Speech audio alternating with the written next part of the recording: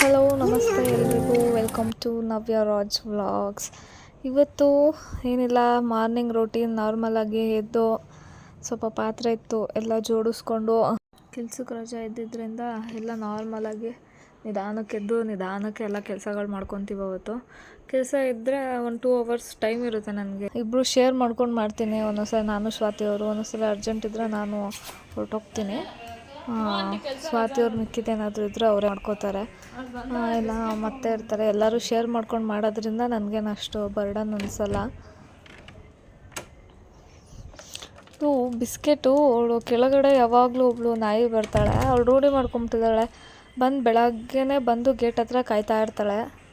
ಇಲ್ಲಾಂದ್ರೆ ಒಂಥರ ಸೌಂಡ್ ಮಾಡ್ತಾಳೆ, ಕುಯ್ ಕುಯ್ ಅಂತ ಹೇಳಿ, ಬಿಸ್ಕೆಟ್ ಕೊಡಲಿಲ್ಲ ಅಂದರೆ. ಡೈಲಿ ಬೆಳಗ್ಗೆ ಹೊತ್ತು ಬರ್ತಾಳೆ. ಇವಳು ಇನ್ನೊಂದಿದೆ ನಾಯಿ, ಅದು ಇವಳು ಯಾವಾಗ ಬೇಕೋ ಅವಾಗ ಬರ್ತಾಳೆ. ಇವಾಗ ಬೆಳಗ್ಗೆ ಹೊತ್ತು ಬರ್ತಾಳೆ, ಇಲ್ಲ ನೈಟ್ 8:30 9ಗೆಲ್ಲ ಬಂದಿರ್ತಾಳೆ. ಗೇಟ್ ಸೌಂಡ್ ಮಾಡ್ತಾ ಇರ್ತಾಳೆ, ಹಾಕಿದರೆ ಗೇಟ್ ಏನಾದರೂ ಆ ಥರ ಇವಳು.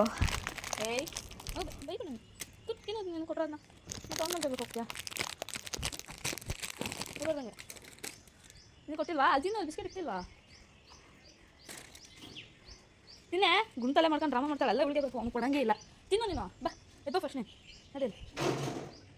ನೀವು ಅಷ್ಟೇ, ಯಾರನ ಮನೆ ಮುಂದೆ ಯಾವುದನ್ನ ನಾಯಿಗಳಿರಲಿ ರೋಡಲ್ಲಿ, ನಮ್ಮ ಕೈಲಾದಷ್ಟು ಬಿಸ್ಕೆಟು ಅಥವಾ ಅನ್ನ ಹಾಲು ಏನಾದರೂ ಆಗಲಿ ಅವಕ್ಕೆ ತಿನ್ನೋಕ್ಕೆ ಕೊಡಿ. ಅವು ಇನ್ನೇನು ಕೇಳಲ್ಲ ನಮ್ಮಂಗೆ ದುಡ್ಡು ಮನೆ ಆಸ್ತಿ ಮಾಡಬೇಕು, ಒಡವೆ ಮಾಡ್ಬೇಕಂತ ಕೇಳೋದಂತೂ ತನ್ನ ಅಷ್ಟೇ.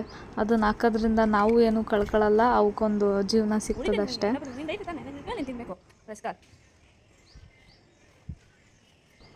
ಇವಳು ಹೆಂಗೆ ಅಂದರೆ, ಅವ್ನು ಇನ್ನೊಬ್ಬ ನಾಯಿ ಇದ್ದಾನೆ, ಅವ್ನು ಬಂದರೆ ಇವಳು ಸಹಿಸಲ್ಲ. ಇವಳು ಮುಂದೆ ಅವನಿಗೆ ನಾವು ಬಿಸ್ಕೆಟು ಊಟ ಆಗಲಿ ಏನೂ ಕೊಡೋ ಹಾಗಿಲ್ಲ. ಹೋಗಿ ಕಚ್ತಾಳೆ, ಅವನಿಗೆ ಓಡಿಸ್ತಾಳೆ, ಅವ್ನದು ಊಟನೂ ಇವಳೇ ತಿಂದ್ಬಿಡ್ತಾಳೆ. ಸೊ ಅವನಿಗೆ ಸಪ್ರೇಟ್ ಮಾಡಿ ಅವಳು ಅವನ ಹತ್ರಕ್ಕೆ ಹೋಗ್ದಂಗೆ ನೋಡ್ಕೊಂಡು ಎರಡೂ ದೂರದ ಡಿಸ್ಟೆನ್ಸಲ್ಲಿ ಊಟ ಹಾಕಿದರೆ, ಸೊ ಹೆಂಗೋ ಜಗಳ ಮಾಡ್ಕೊಂಡೆಲ್ಲ ತಿಂತಾರೆ.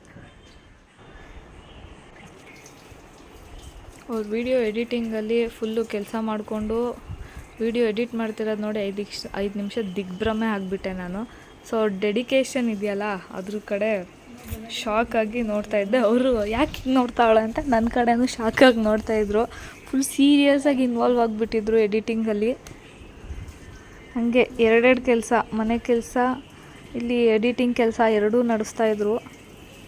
ಸುಮ್ಮನೆ ಹಾಗೆ ಡಿಸ್ಟರ್ಬ್ ಮಾಡೋಣ ಅವ್ರಿಗೆ ಅಂತೇಳಿ ಸುಮ್ಮನೆ ತೀಟ ಮಾಡ್ತಾಯಿದ್ದೆ ಅವ್ರಿಗೆ. ಎಡಿಟಿಂಗ್ ಮಾಡ್ತಿದ್ರಲ್ಲ, ಅದಕ್ಕೆ ಸುಮ್ಮನೆ ರೇಕ್ಸೋಣ ಅಂತ. ಎಡಿಟಿಂಗ್ ಮಾಡ್ತಾರೆ ಅಂದರೆ ಬೆಳಗ್ಗೆ ರಾತ್ರಿ ಎಲ್ಲ ಎಡಿಟಿಂಗಲ್ಲೇ ಬ್ಯುಸಿ ಆಗ್ಬಿಟ್ಟವ್ರೆ. ಅಕ್ಕ ವೀಡಿಯೋ ಮಾಡ್ಕೊಳ್ಳೋದೇ ಕಮ್ಮಿ ಮಾಡ್ಕೊಂಬಿಟ್ಟವ್ರೆ ಎಡಿಟಿಂಗ್ ಮಾಡಿ ಮಾಡಿ.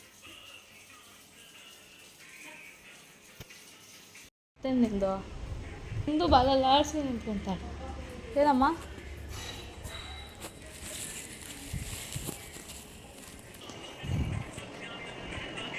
ಇದು ಗಿಡಲ್ಲಿ ಹಾಕ್ಬಿಟ್ಟು ಅಷ್ಟು ಅದು ಮತ್ತೆ ಬಾಕ್ಸಿಗೆ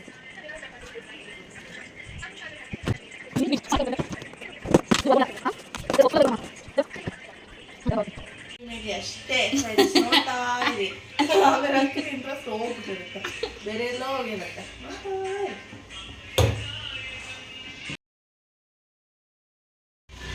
ಬ್ಯಾಕ್ ಕ್ಯಾಮ್ರಾ ಕ್ಲಾರಿಟಿ ಇದೆ ಅಂತ ಬ್ಯಾಕ್ ಕ್ಯಾಮ್ರಾ ನಾನು ಮಾಡಿ ಅಟ್ಲೀಸ್ಟ್ ವಿಡಿಯೋನಾದರೂ ಮಾಡ್ಕೊಳ್ತೀನಿ. ಒಂದು ವೀಡಿಯೋ ಮಾಡ್ಕೊಂಡು ಯಾವುದಲ್ಲ, ಒಂದರಲ್ಲಿ ಚಾರ್ಜರ್ ಇಲ್ಲ, ಬ್ಯಾಟ್ರಿ ಹೋಗೈತೆ, ಸ್ಟೋರೇಜ್ ಫುಲ್ ಆಗೈತೆ, ಒಂದು ವೀಡಿಯೋಗಳು ಮಾಡ್ಕೊತಿರಲ್ಲ. ಇಬ್ಬರು ಯಾಕೆ ಒಂದೇ ಮಾಡೋದು? ಕೆಲಸ ಮಾಡಿದ್ರೆ ಕ್ಲಿಪ್ಪೇ ಕಳಿಸಲ್ಲ. ಇಬ್ರು ಯಾಕೆ ಒಂದೇ ಮಾಡೋದು ಅಂತ ಮಾಡ್ಬೇಕಲ್ವ ಫ್ರೆಂಡ್ಸ್, ಅವ್ರವ್ರು ಮಾಡ್ಬೇಕಲ್ವಾ? ಅದೇ ತಾನೇ ಇಲ್ಲೇ ಅರ್ಥ ಆಗ್ತೈತೆ ಎಷ್ಟು ಸೋಂಬೇರಿ ಅಂತ. ನೋಡಿ, ಸ್ಮಾರ್ಟ್ ವರ್ಕ್ ಅರ್ಥ ಮಾಡ್ಕೊಳ್ಳಿ ಎಷ್ಟು ಸೋಂಬೇರಿ ಇದೆ. ಬೇರೆಯವರಿಂದ ಇಸ್ಕೊಂಡು ವಿಡಿಯೋ ಹಾಕಕ್ಕೆ ಹತ್ಕೊಂಡೇ ಸ್ಮಾರ್ಟ್ ವರ್ಕ್. ಅದು ಇಬ್ರು ಒಂದೇ ವಿಡಿಯೋ ಮಾಡಿದ್ರೆ ಅದು ಮಾಡೋದೇ ಮಾಡ್ತಾರೆ. ಶೂಟ್ ಮಾಡ್ತಾರೆ, ಹೆಂಗ್ ಬೇಕು ನಮಗೆ.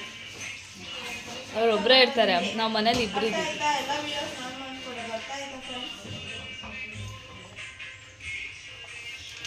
She's like that only.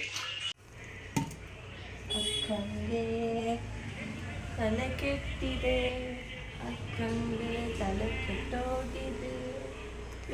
ಇವಾಗ ಮಾತ್ರ ವಿಡಿಯೋ ಮಾಡಬೇಕು, ನಾನು ಮಾಡಿದ್ರೆ ಹಂಗಲ್ಲ ಅವಾಗಂಡ ಇಟ್ಕೊಂಡು ವಿಡಿಯೋ ಮಾಡ್ತಿರ್ತಾಳೆ. ಅಲ್ಲ ಫಸ್ಟು ಯಾವ ಆ್ಯಂಗಲಲ್ಲಿ ಮಾಡ್ಲಾ ಬೇಡಪ್ಪ ಇಟ್ಕೊಂಡು ಫೋನ್ ಈ ಆ್ಯಂಗಲಲ್ಲಿ ಅಂದೇನೋ ಯೋಚನೆ ಹೇಳಪ್ಪ. ಏನಾದರೂ ಯೋಚನೆ ಮಾಡ್ತೀನಿ. ಚಿಂಗಿ ಜಾಗ ಡಿಕಾಕ್ಷನ್ ರಾತ್ರಿ ನಾನು ಹಾಕಿರೋ ಡಿಕಾಕ್ಷನ್ ಅದು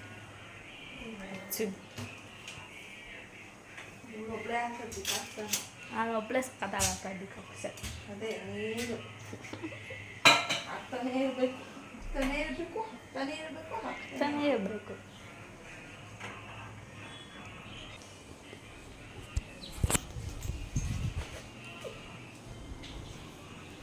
ನನ್ನ ವೀಡಿಯೋ ಮಾಡಬೇಡ, ಏನಾದ್ರು ಮಾಡು.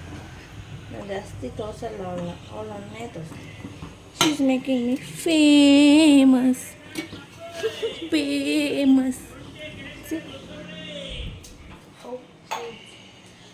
She is like that only. She is jealousy girl. ಇದೇ ನಮ್ಮ ಡಿಕಾಕ್ಷನ್ ಹಾಕಿದ್ದು.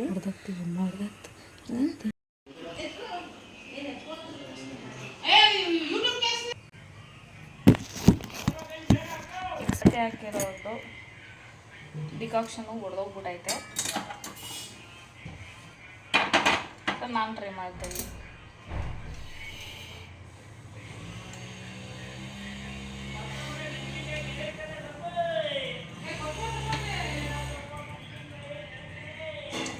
ಹೋದ್ರು ಅಮ್ಮ ಮುಂದಕ್ಕೆ.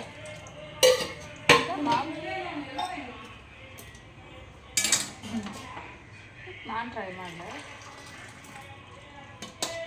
ಹೊರಟೋಗಿಲ್ಲ. ಬರಲಿ ಉಡಿಸ್ತೀನಿ.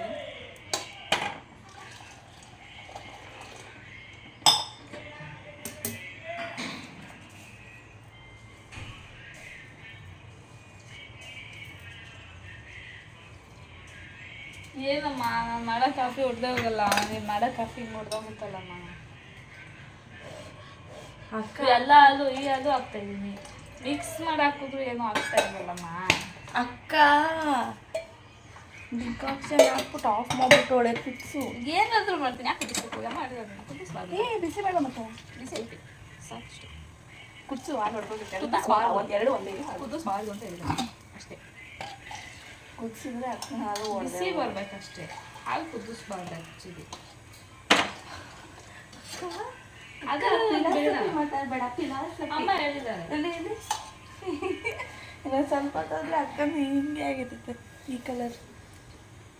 ಅದು ನೋಡಿ ರಕ್ತ ಥರ ಆಗುತ್ತೆ. ತಲಾಟೆಗಳು ಮಾಡಿಕೊಂಡು ಫಸ್ಟ್ ಎಲ್ರಿಗೂ ಕಾಫಿ ಕೊಟ್ಬಿಟ್ಟು ಆಮೇಲೆ ತಿಂಡಿ ಏನು ಮಾಡಬೇಕು ಅಂತ ಡಿಸೈಡ್ ಮಾಡಿಕೊಂಡು ಹೆಂಗಿದ್ರು ಇಟ್ಟು ಸೊ ಅದನ್ನು ತಗೊಂಡಿರಲಿಲ್ಲ. ಆಲೂಗಡ್ಡೆ ಪಲ್ಯ ಮಾಡೋಣ ಅಂದ್ಕೊಂಡ್ವಿ. ಫಸ್ಟ್ ಕಾಫಿ ಎಲ್ರು ಒಂದಕ್ಕೆ ಬಗ್ಸಮ್ಮ, ಮೊದಲು ಸಕ್ಕರೆ ನೋಡಮ್ಮ, ತರಕಾರಿ ತೊಗೊಂಡು ಬರೋಣ ಏನೇನು ಮಾಡಬೇಕು ಅಂತೇಳಿ. ಸಕ್ಕರೆ ನೋಡಿದೆನಮ್ಮ. ಆಮೇಲೆ ತರಕಾರಿ ಶಾಪ್ ಇದೆ, ಹೋಗಿ ತರಕಾರಿಗಳನ್ನ ಎಲ್ಲ ಗಲೀಜೈತೆ. ಅಕ್ಕ ಗಲೀಜಲ್ಲೇ ಕಾಪಿ ಮಾಡೋದು. ಏನು ಅಡುಗೆ ಮನೆದು? ಅಡುಗೆ ಮನೆಯದು ಅಂದರೆ ಅಡುಗೆ ಮನೆಯಲ್ಲಿ ಮಾಡಿರೋದು. ಆಲೂಗಡ್ಡೆ ಪಲ್ಯ ಮಾಡೋಣ ಅಂತ ಅಂದ್ಕೊಂಡ್ವಿ, ಬಟ್ ಆಲೂಗಡ್ಡೆ ಇರಲಿಲ್ಲ. ಸೊ ಅದಕ್ಕೆ ಹಿಂದ್ಗಡೆನೇ ತರಕಾರಿ ಅಂಗಡಿ ಇದೆ, ಹೋಗಿ ಆಲೂಗಡ್ಡೆ ಏನು ಬೇಕೋ ಅದನ್ನು ಆವಾಗಲೇ ತಗೊಂಡ್ಬರ್ತೀವಿ. ಜಾಸ್ತಿ ಒಂದೊಂದ್ಸಲಿ ಫ್ರಿಜ್ಜಲ್ಲಿ ತಂದು ಇಟ್ಕೊಂಡ್ರು ಅದು ಇರಲ್ಲ, ಎಷ್ಟು ಬೇಗ ಕೊಳ್ತೋಗ್ತವೆ, ಅಷ್ಟೊಂದು ಇಟ್ಕೊಂಡು ತಿನ್ನಬಾರ್ದು ಅಂಥೇಳಿ ಒಂದು 2 days 3 days ಮ್ಯಾಕ್ಸಿಮಮ್ ಆಗೋ ಅಷ್ಟೇ ತೊಗೊಳ್ಳೋದು. ಮಿಕ್ಕಿದ್ದೆಲ್ಲ ನಿಯರೇ ಶಾಪ್ ಇರೋದ್ರಿಂದ ಏನು ಬೇಕೋ ಅದು ಫ್ರೆಶ್ಶಾಗಿ ಹೋಗಿ ಆವಾಗಲೇ ತೊಗೊಂಡು ಬಂದು ತಿಂತೀವಿ, ಮಾಡ್ಕೊಂಬಿಡ್ತೀವಿ. ಅದೇ ಬೆಟರು ಅಂತ ಅನ್ಸುತ್ತೆ ನಮಗೂ.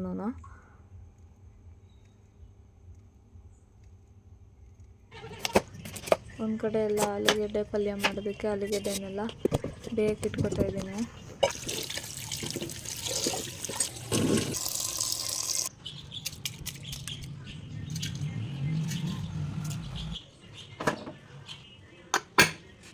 ಬೇಯಕ್ಕಿಟ್ಟು ಒಗ್ಗರಣೆ ರೆಡಿ ಮಾಡ್ಕೊತಾ ಇದ್ದೀನಿ. ಆ ಕಡೆ ಸ್ವಾತಿ ಅವರು ಹಿಟ್ಟೆಲ್ಲ ತೆಗಿತಾಯಿದ್ರು. ಸೊ ನೈಟೇ ರುಬ್ಬಕ್ಕೆ ಹಾಕ್ಬಿಟ್ಟಿರ್ತೀವಲ್ಲ, ಅದು ಅದರಲ್ಲೇ ಇರುತ್ತೆ. ಒಂದೊಂದ್ಸಲಿ ತೆಗ್ದಿಡ್ತೀವಿ ಪಾತ್ರೆಗೆ, ಇಲ್ಲಾಂದ್ರೆ ಅದರಲ್ಲೇ ಬಿಟ್ಟಿರ್ತೀವಿ. ಸ್ವಾತಿ ಅವ್ರು ಅದನ್ನೆಲ್ಲ ತೆಗ್ದು ಒಂದು ಟಬ್ಗೆ ಹಾಕಿದ್ರು. ಸೊ ದೋಸೆ ಹಿಟ್ಟು ರೆಡಿ ಮಾಡ್ಕೊಳಕ್ಕೆ ನಾ ಅಷ್ಟೊಂದು ಒಗ್ಗರಣೆ ರೆಡಿ ಮಾಡ್ಕೊಂಡಿದ್ದೆ. ಮತ್ತು ಅವರು ಪೂಜೆ ಮಾಡ್ತಾಯಿದ್ರು. ಎಲ್ಲ ಒಂದೊಂದು ನಮಗೆ ಕೆಲಸಗಳು ಬೇಗ ಆಗ್ತವೆ.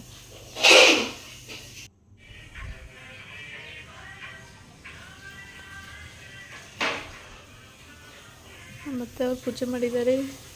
ಸ್ವಾತಿ ಅವರು ಹಿಟ್ಟು ಎತ್ತಿ ಕ್ಲೀನ್ ಮಾಡ್ಕೊತಾ ಇದ್ದಾರೆ. ನಾನು ಸದ್ಯಕ್ಕೆ ರೆಡಿ ಮಾಡ್ಕೊತಾ ಇದ್ದೀನಿ. ಪೊಟ್ಯಾಟೊ, ಓನಿಯನ್, ಬೈಂಡ್,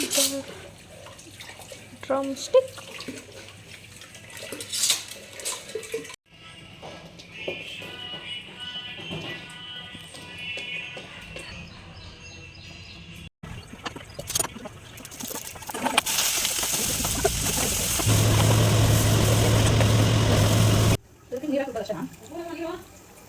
ದೋಸೆ ಹಿಟ್ಟಿಗೆ ಇದೊಂದು ಚಟ್ನಿ ಮಾಡ್ಕೊಂಡಿದ್ದೆ. ಮೀನ್ಸ್ ದೋಸೆ ಹಾಕಿದ್ಮೇಲೆ ಮೇಲ್ಗಡೆ ಖಾರ ಹಾಕ್ತಾರೆ ನೋಡಿ. ಮಸಾಲೆ ದೋಸೆಗೆಲ್ಲ ಅದೇ ಥರ ಇದು ನಾನು ಅದೊಂದು ರೆಸಿಪಿನ ನಾನು ಸಪ್ರೇಟ್ ವಿಡಿಯೋ ಮಾಡಿ ತೋರಿಸ್ತೀನಿ. ಆ ಥರ ಹಾಕ್ಕೊಂಡು ಅದು ಸೇಮ್ ಆ ಚಟ್ನಿ ತುಂಬ ಫ್ಲೇವರ್ ಆಗಿರುತ್ತೆ, ಗಾರ್ಲಿಕ್ ಫ್ಲೇವರಲ್ಲಿ ಚೆನ್ನಾಗಿರುತ್ತೆ. ತುಪ್ಪ ಹಾಕ್ಕೊಂಡು ತಿನ್ನೋದಕ್ಕೆ ಅದ್ರದ್ದೇ ರೆಸಿಪಿ ಸಪ್ರೇಟ್ ವಿಡಿಯೋ ಮಾಡೋಕ್ಕೆ ಒಂದು 4 ಇಂಗ್ರೀಡಿಯೆಂಟ್ಸಿಂದ ಮಾಡೋದು ಅಷ್ಟೇ. ಅದು ತುಂಬ ಈಸಿ.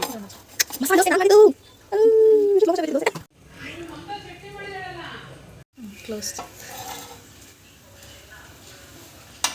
ಎಲ್ಲ ಕಳಿಸಿದ್ರೆ ಸರಿ. ಅಲ್ಲ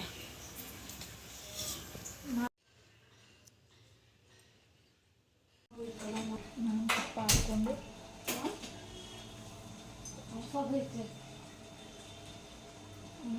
ಸಣ್ಣ ಮಾಡೋಕ್ಕೆ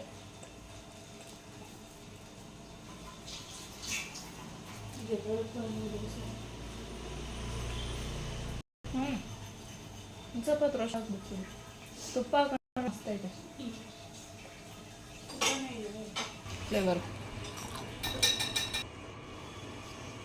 ಮತ್ತು ತಿಂಡಿ ಎಲ್ಲ ಆದಮೇಲೆ ಬೂಸ್ಟ್ ಮಾಡಿಕೊಂಡು ಎತ್ಕೊಂಡು ರೂಮ್ಗೆ ಹೋದೆ ಕುಡಿಯೋಣ ಅಂಥೇಳಿ.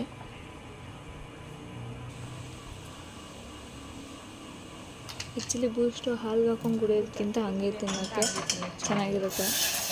ಯಾರ್ಯಾರು ಬೂಸ್ಟು ಹಾರ್ಲಿಕ್ಸ್ ಎಲ್ಲ ಹಾಗೆ ತಿಂತೀರಾ ಕಮೆಂಟ್ ಮಾಡಿ. ಮತ್ತು ನಾವು ಮಲ್ಕೊಂಡು ಬರೋಷ್ಟರಲ್ಲಿ ಆಲ್ರೆಡಿ ಎಲ್ಲ ಅಡುಗೆ ರೆಡಿ ಆಗಿಬಿಟ್ಟಿತ್ತು. ಅನ್ನ ಸಾಂಬಾರೆಲ್ಲ ಮಾಡ್ತಾಯಿದ್ರು ಆಗಲೇ ಸ್ವಾತಿ ಅವರು. ನಾನು ಎದ್ದು ಬರೋಷ್ಟರಲ್ಲಿ ಎಲ್ಲ ರೆಡಿ ಆಗಿರೋದಕ್ಕೆ ಆಲ್ರೆಡಿ ಸುಮ್ಮನೆ ಒಂದ್ಸಲಿ ಏನೇನಾಗಿದೆ ಅಂತೆಲ್ಲ ನೋಡಿ ಸ್ವಲ್ಪ ಇವ್ರಿಗೂ ತಲಾಟೆ ಮಾಡಿ ನಂಗೆ ಮಲ್ಗೋಳೆ ಅಡುಗೆ ಮಾಡ್ರ ಅಂದರೆ ಈಗಿರ್ತದೆ.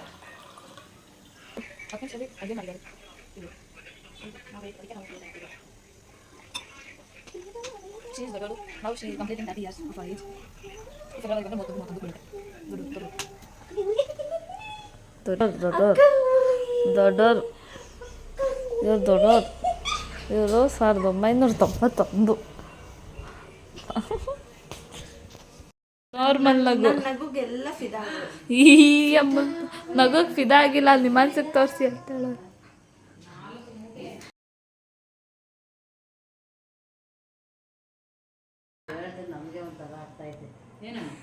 ಇಲ್ಲಮ್ಮ ಅಮ್ಮ ಸಾಕಂಗ್ ನೋಡ್ತಾರೆ. ನಾನು ಸ್ಟಾಪು ಏನು ನೀನು ಒಬ್ಳೆ ಹೋಗಿದ್ರೆ ಚೆನ್ನಾಗಿರೋದು. ಅದು ಹಿಂಗೆ ಸುಮ್ಮನೆ ತಲಾಟೆ ಮಾಡ್ತಿದ್ದೆ, ಹೊಡೆದು ರೇಗಿಸ್ತಾ ಇದ್ದೆ. ಹಂಗೆ ಅಂದ್ಕೊಂಡು ಸುಮ್ಮನೆ ತಲಾಟೆ ಮಾಡಿದ್ರೆ ಬರೀ ಕೋಪ ಬರ್ತಾ ಇರುತ್ತೆ.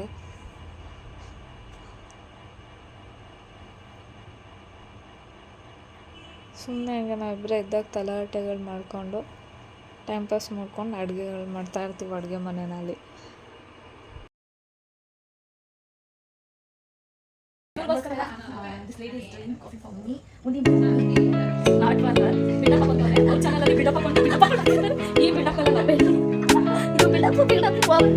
ನಾನು